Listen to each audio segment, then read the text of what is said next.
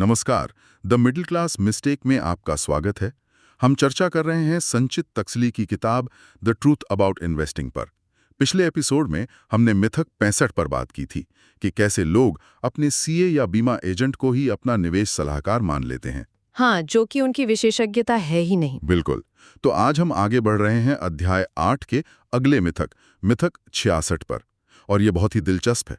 ये उन निवेशकों के बारे में है जो टेक्नोलॉजी पर, मतलब DIY पर बहुत ज्यादा भरोसा करते हैं। अच्छा, ये मैं ऑनलाइन के माध्यम से खुद ही निवेश का प्रबंधन करता हूँ वाली सोच। हाँ, एकदम वही।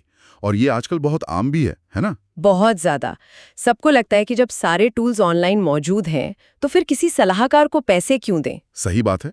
कई निवेशक मानते हैं कि सलाहकार को भुगतान करना मतलब बहुत महंगा है। या फिर ये मानना कि उन्हें सलाहकार की जरूरत है, ये दिखाता है कि वो शायद अपना पैसा संभालने में उतने अच्छे नहीं हैं। अच्छा, तो ये एक तरह की कमजोरी मानने जैसा हो गया। बिल्कुल, और यहीं पर इस मिथक की जड़ है। ऊपरी तौर पर तो ये पैसे बचाने या आत्मनिर्भर होने जैसा लगता है, पर इसके पीछे एक गहरा डर काम करता है। किस तरह का डर? एक तो ये कि सलाहकार उन्हें ज्यादा कमीशन वाले प्रोडक्ट्स बेच देंगे, अपनी जेब भरने के लिए। ये चिंता तो जायज है, पर उससे भी बड़ी चिंता है सामाजिक, कि दोस्त और परिवार वाले क्या सोचेंगे। मतलब इसे खराब धन प्रबंधन कौशल के तौर पर देखा जाएगा। एग्जैक्टली, ये सामाजिक प्रतिष्ठा की बात बन जाती है, और यहीं पर सबसे बड़ी गलती होती है। क्योंकि इस मानसिकता के कारण निवेशक संपत्ति बनाने के बड़े अवसर खो देते हैं। हाँ, और फिर भविष्य में सिर्फ पछतावा रह जाता है, वो काश वाला मोमेंट। काश मैंने सलाह ले ली होती, काश मैंने वो गलती ना की होती। और ये जो पैसे बचाने की कोशिश होती है, ये अंत में एक तरह की वित्तीय मंदी ले आती है। वित्तीय मंदी वो कैसे? देखिए, जब आप विशेषज्ञ सलाह के बिना निवेश करते हैं तो अक्सर आप महंगाई को भी मात नहीं दे पाते, तो आपकी बचत की कीमत धीरे धीरे कम होती जाती है। हो, समझ गया। तो पैसा बढ़ नहीं रहा बल्कि घट रहा है। एकदम सही। तो इसका समाधान क्या है?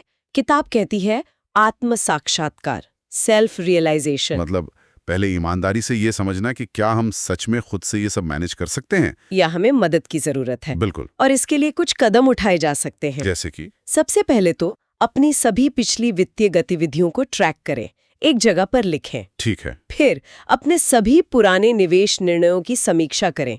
आपने क्या खरीदा, क्यों खरीदा, कब बेचा। अच्छा, मतलब अपने ही फैसलों का एक ऑडिट करना। हाँ, और फिर ये आकलन करें कि उन फैसलों के पीछे कितना ज्ञान था और कितनी गलतियां हुई। ये थोड़ा मुश्किल हो सकता है, अपनी गलतियां मानना आसान नहीं होता। इसीलिए चौथा कदम है कि अगर जरूरत महसूस हो तो किसी वित्तीय विशेषज्ञ से सलाह लें, या कम से कम एक मुफ्त वित्तीय स्वास्थ्य जांच कराएं, एक फ्री फाइनेंशियल हेल्थ चेकअप। ये एक अच्छा पॉइंट है, एक बाहरी नजरिया मिल जाता है। बिल्कुल। तो सबसे जरूरी सवाल जो खुद से पूछना है वो ये है, किन फैसलों ने मेरी संपत्ति बनाने की यात्रा में बाधा डाली? हाँ, और क्या वो निर्णय कुशल ज्ञान और उचित गणना पर आधारित थे, या सिर्फ अटकलों और बाजार के उतार चढ़ाव के प्रभाव में लिए गए थे? बस यही।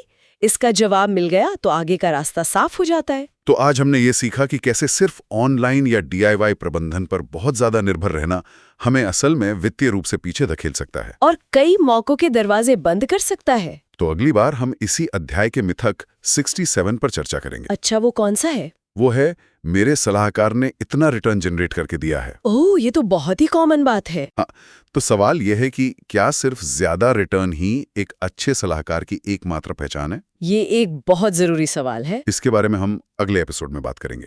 वित्तीय साक्षरता की इस यात्रा में हमारे साथ बने रहने के लिए धन्यवाद। जय गुरुदेव।